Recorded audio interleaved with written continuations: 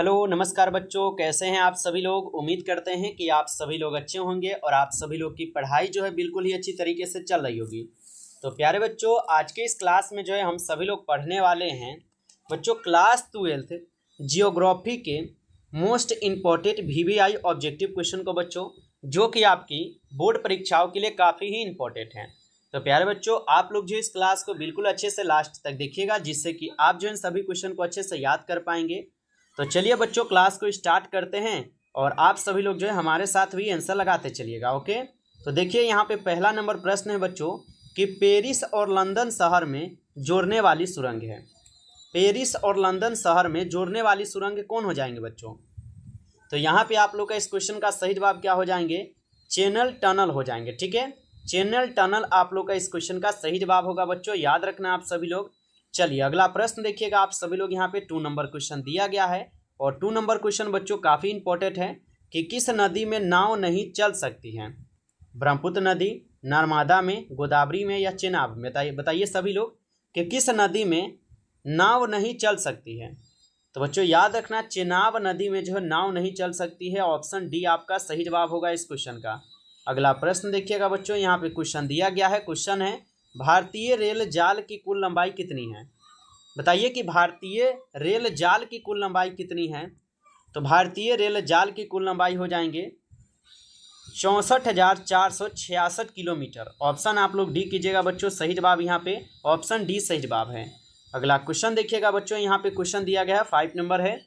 Question है कि इनमें से कौन पर्यटन नगर नहीं है। बताइए कि इनमें से कौन पर्यटन नगर नहीं है। तो याद रखिएगा, पर्यटन नगर यहाँ पे अंकलेश्वर नहीं होगा।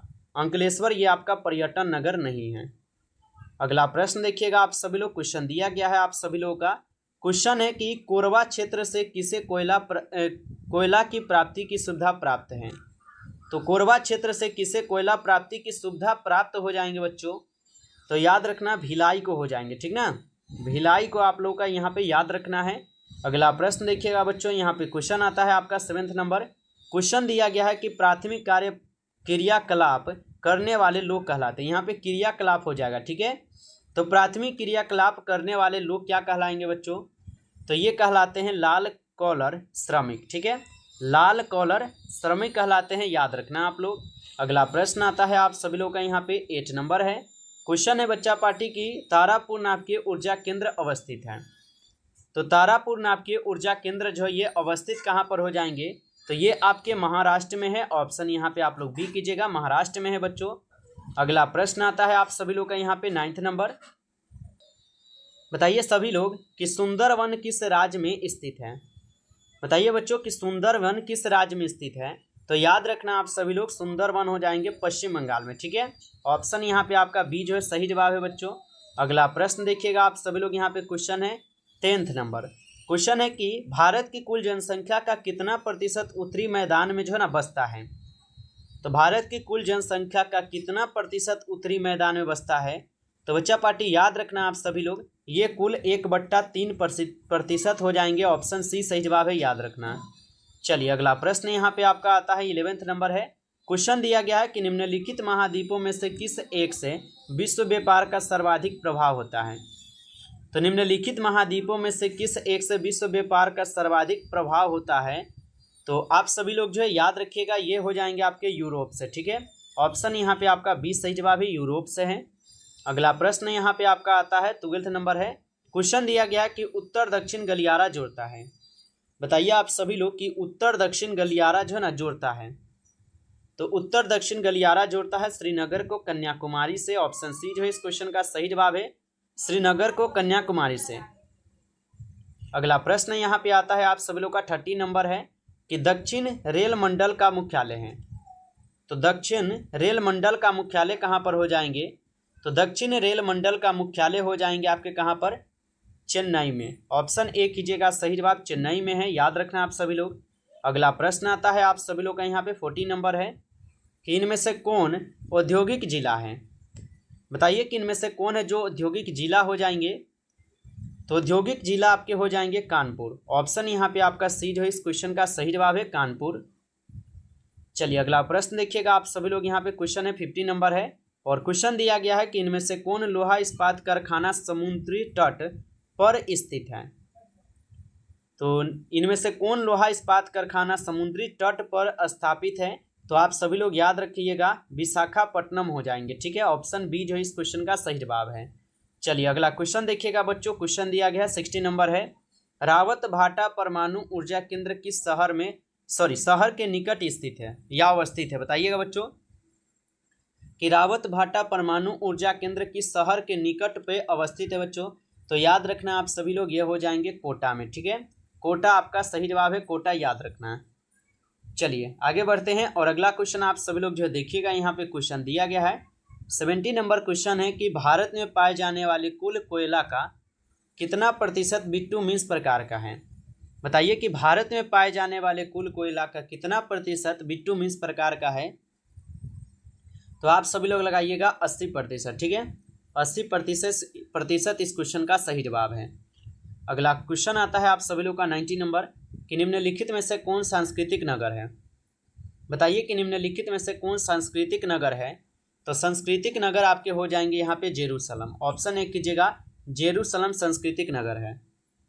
अगला प्रश्न यहाँ पे आपका आता है 20 नंबर और क्वेश्चन दिया गया है, क्वेश्चन है कि जल अभाव वाले क्षेत्रों में किस प्रकार की बस्तियां पाई जाती हैं। तो जल अभाव वाले क्षेत्रों में किस प्रकार की बस्ती पाई जाती है। तो याद रखिएगा इसमें प्रकीर्णन बस्तियां पाई जाती है। ऑप्शन बी सही जवाब है, प्रकीर्णन बस्ती। अगला प्रश्न आता है आप सभी लोग का यहाँ पे 21 नंबर क्वेश्चन है। क्वेश्चन है कि घन किलोमीटर में दी गई निम्नलिखित संख्याओं में से कौन सी संख्या भारत में कुल वार्षिक वर्षा दर्शाती है। तो ये 4000 हो जाएंगे। ठीक ना, याद रखिएगा 4000 यहाँ पे सही जवाब है आपका। अगला प्रश्न आता है आप सभी लोग का यहाँ पे 22 नंबर है, निम्नलिखित नदियों में से किसमें सबसे अधिक पुनः पूर्ति योग्य भौम जल संसाधन है। बताइए कि निम्नलिखित नदियों में से किसमें सबसे अधिक पुनः पूर्ति योग्य भौम जल संसाधन हो जाएंगे। तो साथियों याद रखना ये आपके गंगा में हो जाएंगे। ठीक है, ऑप्शन ए सही जवाब है। अगला प्रश्न आता है आप सभी लोग का यहाँ पे 23 है कि बांस ड्रिप सिंचाई प्रणाली प्रसिद्ध है। बच्चों अभी तक आप जो है ना इस क्लास को लाइक नहीं किए हो तो आप इस क्लास को एक बार लाइक कर लीजिए। सभी बच्चे जो भी बच्चे क्लास को पढ़ रहे हो, और चैनल पे पहली बार यदि आप जुड़े हैं तो आप इस चैनल को सब्सक्राइब करके और ऑल नोटिफिकेशन को आप ऑल पे दबा लीजिए, क्योंकि बच्चों आपकी आर्ट्स की तैयारी अगर आप कर रहे हैं तो आपको यहाँ पे बिल्कुल आर्ट्स की तैयारी ही कराई जाती है। तो अगर आप चैनल पे पहली बार जुड़े हैं बच्चों तो आप जुड़ जाइए, चैनल को सब्सक्राइब करके एक बार कमेंट में आइए न्यू स्टूडेंट से जरूर लिखिएगा। ठीक है, चलिए तो क्लास को एक बार लाइक करके बच्चों आप चैनल को सब्सक्राइब कर लीजिए। बांस ड्रिप सिंचाई प्रणाली प्रसिद्ध है, तो ये प्रसिद्ध हो जाएंगे मेघालय में। ठीक है, याद रखिएगा मेघालय में होगा। अगला प्रश्न आता है बच्चों आप सभी लोग का यहाँ पे 24 नंबर क्वेश्चन है और क्वेश्चन काफ़ी इंपॉर्टेंट है। क्वेश्चन क्या कह रहा है कि इनमें से किस राज्य में प्रति हेक्टेयर चावल का उत्पादन सर्वाधिक है। तो इनमें से किस राज्य में प्रति हेक्टेयर चावल उत्पादन सर्वाधिक हो जाएंगे। तो आप सभी लोग जो है ना याद रखिएगा क्या हो जाएंगे यहाँ पे। तो यहाँ पर हो जाएंगे तमिलनाडु। ठीक है, तमिलनाडु इस क्वेश्चन का सही जवाब है, याद रखना आप सभी लोग। अगला प्रश्न आता है आप सभी लोग का 25 नंबर है। क्वेश्चन है कि देश की सकल आय में कृषि का योगदान कितना है। तो देश की सकल आय में कृषि का योगदान कितना हो जाएंगे। तो इनका योगदान हो जाएंगे कुल आपके 25%। ऑप्शन सी कीजिएगा, सही जवाब 25% होगा। अगला प्रश्न देखिएगा आप सभी लोग यहाँ पे। क्वेश्चन है ओडिशा का सॉफ्टवेयर तकनीकी पार्क कहाँ अवस्थित है। तो ओडिशा का सॉफ्टवेयर तकनीकी पार्क जो है ये अवस्थित हो जाएंगे। तो ये आपके भुवनेश्वर में अवस्थित है। ऑप्शन ए कीजिएगा, सही जवाब भुवनेश्वर में अवस्थित है। चलिए अगला प्रश्न यहाँ पे आता है आप सभी लोग का 27 नंबर क्वेश्चन है कि विजयनगर इस्पात केंद्र किस राज्य में अवस्थित है। तो विजयनगर इस्पात केंद्र किस राज्य में अवस्थित हो जाएंगे। तो ये आपके कर्नाटक राज्य में अवस्थित है। ऑप्शन ए आपका सही जवाब है। चलिए अगला प्रश्न देखिएगा आप सभी लोग यहाँ पे। क्वेश्चन है 28 नंबर है और क्वेश्चन है निम्नलिखित में से कौन चीनी का दूसरा सबसे बड़ा उत्पादक है। बताइए कि निम्नलिखित में से कौन चीनी का दूसरा सबसे बड़ा उत्पादक हो जाएंगे। तो ये आपके महाराष्ट्र हो जाएंगे। ऑप्शन ए कीजिएगा, सही जवाब महाराष्ट्र हो जाएंगे। अगला प्रश्न आता है आपका यहाँ पे और क्वेश्चन दिया गया है 29 नंबर क्वेश्चन है। क्वेश्चन क्या है कि इनमें से कौन लौह इस्पात अयस्क का उत्पादक केंद्र है। तो इनमें से कौन लौह अयस्क उत्पादक केंद्र हो जाएंगे। तो इस क्वेश्चन का सही जवाब क्या होगा, इनमें से सभी। ठीक है, याद रखिएगा इनमें से सभी सही जवाब है। अगला क्वेश्चन आप देखिएगा, क्वेश्चन दिया गया है आपका यहाँ पे, और 30 नंबर क्वेश्चन क्या है आपका कि इनमें से तेल शोधनशालाओं में से कौन उत्तर भारत में नहीं है। तो कौन उत्तर भारत में नहीं है, तो बता दीजिएगा, चेन्नई नहीं है। ठीक है, चलिए आगे देखते हैं। अगला प्रश्न यहाँ पे आपका आता है और क्वेश्चन दिया गया है 31 नंबर है। क्वेश्चन कह रहा है कि मानव विकास सूचकांक में विश्व के निम्नलिखित देशों में से किसकी कोटि उच्चतम है। तो मानव विकास सूचकांक में विश्व के निम्नलिखित देशों में से किसकी कोटि उच्चतम हो जाएंगे, तो साथियों ये आपके नॉर्वे के हो जाएंगे। ऑप्शन ए आपका सही जवाब यहाँ पे नॉर्वे का हो जाएगा। चलिए अगला प्रश्न देखते हैं हम सभी लोग। यहाँ पे प्रश्न दिया गया है और 32 नंबर क्वेश्चन है, इनमें से कौन एक मध्यकालीन नगर है। बताइए इनमें से कौन एक मध्यकालीन नगर हो जाएंगे। तो मध्यकालीन नगर आपके आगरा हो जाएगा। ऑप्शन ए को आप लोग यहाँ पे सही जवाब कीजिएगा, आगरा है। चलिए अगला प्रश्न आपका यहाँ पे आता है कितना, 33 नंबर क्वेश्चन है। क्वेश्चन है कि विश्व का सबसे लंबा झील जलमार्ग कौन सा है। तो विश्व का सबसे लंबा झील जलमार्ग कौन सा है, तो इस क्वेश्चन का सही जवाब क्या होगा, ग्रेट लेक्स सेंट लॉरेंस जलमार्ग। ऑप्शन डी इस क्वेश्चन का सही जवाब है। चलिए अगला प्रश्न देखिएगा, यहाँ पे क्वेश्चन है, क्वेश्चन दिया गया है निम्न में से कौन सा एक जोड़ा सही मेल खाता है। 4 ऑप्शन दिए गए हैं और इनमें कौन है जो आपका सही मेल खा रहा है। चलिए बताइए सभी लोग। तो यहाँ पे कौन हो जाएगा, पेट्रो रसायन उद्योग जो मुंबई में है। ये आप अगर ऑप्शन सी लगाए हैं तो सही जवाब है, यही सही मेल है। अगला प्रश्न देखिए आप, प्रश्न यहाँ पे दिया गया है 35 नंबर है कि इनमें से कौन क्षेत्र सूखा संभावित क्षेत्र है। बच्चों आप लोग को थोड़ा पीडीएफ के बारे में बता दूं, यदि आप लोग की अगर तैयारी नहीं हुआ है, अगर आप गेसिंग क्वेश्चन पढ़ना चाहते हैं तो आपके लिए यहाँ पे बिल्कुल गेसिंग किया गया क्वेश्चन आपको दिए जाएंगे, जो कि बच्चों यहाँ पे बिल्कुल 100% आपकी बोर्ड परीक्षा में पूछे जाते हैं। यहाँ से प्रश्न जो दिए जाएंगे, तो यदि आप इस पीडीएफ को लेना चाहते हैं तो आप ले सकते हैं। आपको जो है ऑल सब्जेक्ट का मात्र आपको 199 बच्चों लगेंगे। यदि आपका कोई भी सब्जेक्ट हो आप बताकर इस पीडीएफ को लेकर पढ़ सकते हो। यदि बच्चों 450 का टारगेट है आपका इस बार, तो आप जरूर लेकर पढ़िएगा, क्योंकि इसमें हर एक क्वेश्चन इंपॉर्टेंट दिए जाएंगे। ठीक है, तो ये मात्र 199 का आपका नोट्स है, जो भी बच्चों को चाहिए ले सकते हो और अच्छे से पढ़ सकते हो। नोट्स अगर आप लेना चाहते तो इस नंबर पे आप एसएमएस कर लीजिएगा। नंबर इसको आपको हम देते हैं, 1 मिनट रुक जाइएगा।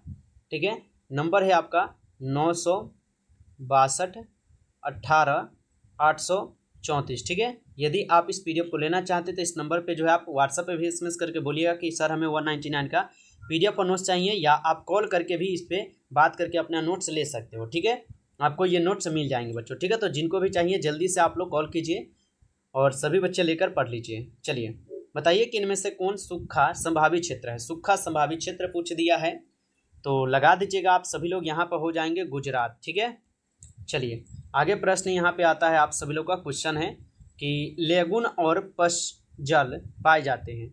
तो लेगुन और पश्च जल जो है ये पाए जाते हैं, तो ये पाए जाते हैं आपके केरल में। ठीक है, याद रखना केरल में। अगला प्रश्न यहाँ पे आपका आता है, क्वेश्चन क्या दिया गया है कि इनमें से कौन बॉक्साइट से संबंधित नहीं है। इनमें से कौन बॉक्साइट से संबंधित नहीं है, तो याद रखना गया जो ये बॉक्साइट से संबंधित नहीं है आपका। चलिए आगे देखते हैं, आगे क्वेश्चन क्या आता है। क्वेश्चन आता है आप सभी लोग का यहाँ पे और क्वेश्चन दिया गया है, सिगरेनी किस चीज़ के लिए प्रसिद्ध है। बताएंगे सिगरेनी किस चीज़ के लिए जो है ना प्रसिद्ध हो जाएंगे। तो सिगरेनी किस चीज़ के लिए प्रसिद्ध है, तो सिगरेनी हो जाएंगे कोयला के लिए प्रसिद्ध। ऑप्शन ए कीजिएगा आप सभी लोग, सही जवाब कोयला के लिए है। चलिए अगला प्रश्न आप सभी लोग जो है देखिएगा, क्वेश्चन आता है आप सभी लोग का यहाँ पे और क्वेश्चन दिया गया है, काफ़ी इंपॉर्टेंट है। क्वेश्चन कह रहा है कि भारत में सबसे पहले स्थापित की गई लौह इस्पात कंपनी निम्नलिखित में से कौन सी है। तो भारत में सबसे पहले स्थापित की गई लौह इस्पात कंपनी निम्नलिखित में से कौन सा हो जाएगा, तो ये आपके टाटा लौह एवं इस्पात कंपनी हो जाएंगे। ठीक है, ऑप्शन बी को सही जवाब कीजिएगा। चलिए आगे बढ़ते हैं, अगला क्वेश्चन आप लोग देखिएगा। यहाँ पे क्वेश्चन आता है 40 नंबर है। क्वेश्चन क्या है और क्वेश्चन कह रहा है कि राष्ट्रीय राजमार्गों के निर्माण का उत्तरदायित्व किस पर है। बताइएगा कि राष्ट्रीय राजमार्गों के निर्माण का उत्तरदायित्व किस पर हो जाएंगे, तो यह हो जाएंगे किस पर, ये आपके केंद्रीय सरकार पर हो जाएगा। ठीक है, ऑप्शन बी को आप सही जवाब कीजिएगा, केंद्रीय सरकार पर।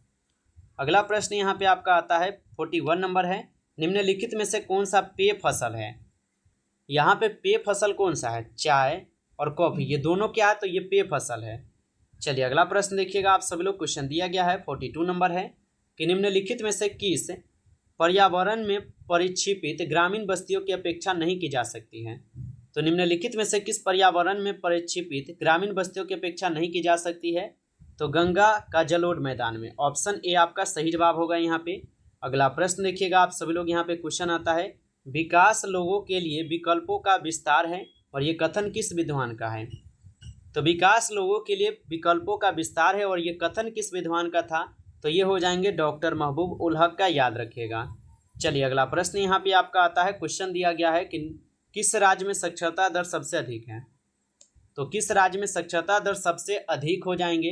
केरल राज्य में साक्षरता दर सबसे अधिक है, आप सभी लोग जो है याद रखेंगे। अगला प्रश्न आपका यहाँ पे आता है, क्वेश्चन क्या है कि निम्नलिखित में से कौन ऊर्जा का एक अनवीकरणीय स्रोत है? निम्नलिखित में से कौन सा ऊर्जा का एक अनवीकरणीय स्रोत है? तापीय जो है ये ऊर्जा का एक अनवीकरणीय स्रोत है, याद रखेगा। अगला प्रश्न आपका आता है, यहाँ पे क्वेश्चन है, विश्व के संघन आबाद क्षेत्रों में जनसंख्या का प्रतिशत वर्ग किलोमीटर घनत्व है। तो ये हो जाएंगे कितना? तो ये 200 व्यक्ति से अधिक हो जाएगा, ठीक है, याद रखिएगा आप सभी लोग। चलिए आगे देखते हैं क्वेश्चन क्या है। आगे क्वेश्चन आता है यहाँ पे 47 नंबर है, और क्वेश्चन दिया गया है कि निम्नलिखित में से कौन सा एक विरल जनसंख्या वाला क्षेत्र है? तो निम्नलिखित में से कौन सा एक विरल जनसंख्या वाला क्षेत्र है? तो ये हो जाएंगे आपके दक्षिण पूर्वी एशिया क्षेत्र, याद रखिएगा। अगला प्रश्न आता है आप सभी लोग का, यहाँ पे क्वेश्चन है, जन्नाकीकी संक्रमण सिद्धांत का प्रतिपादन किस विद्वान ने किया था? बताइए कि जन्नाकीकी संक्रमण सिद्धांत का प्रतिपादन किस विद्वान ने किया था? तो नोटे स्टीन किए थे। ऑप्शन ए को आप सही जवाब कीजिएगा। अगला प्रश्न आपका यहाँ पे आता है 49 नंबर है, और क्वेश्चन है कि निम्नलिखित में से किस देश का लिंग अनुपात विश्व में सबसे कम है? तो सबसे कम लिंग अनुपात जो है ना, हो जाएंगे किसका? तो ये हो जाएंगे संयुक्त राज्य अमीरात का, याद रखिएगा आप सभी लोग। नमस्कार बच्चों, इस क्लास में कुल 49 क्वेश्चन थे जो कि काफ़ी इंपॉर्टेंट क्वेश्चन थे, और ये सभी क्वेश्चन काफ़ी VVI क्वेश्चन थे आपके बोर्ड परीक्षा के लिए। बच्चों क्लास अच्छा लगा है तो आप सभी लोग इस क्लास को जो है लाइक कर लीजिए, और चैनल पे पहली बार यदि आप जुड़े हैं तो आप इस चैनल को सब्सक्राइब करके और नोटिफिकेशन को आप जरूर ऑल पे दबा लीजिए, ताकि बच्चों जब भी क्लास स्टार्ट हो सबसे पहले क्लास का नोटिफिकेशन आपके पास पहुंच सके। तो आप इस चैनल को सब्सक्राइब कर लीजिए। चलिए फिर मिलते हैं एक नई टॉपिक के साथ बच्चों नेक्स्ट क्लास में, तब तक के लिए जय हिंद जय भारत।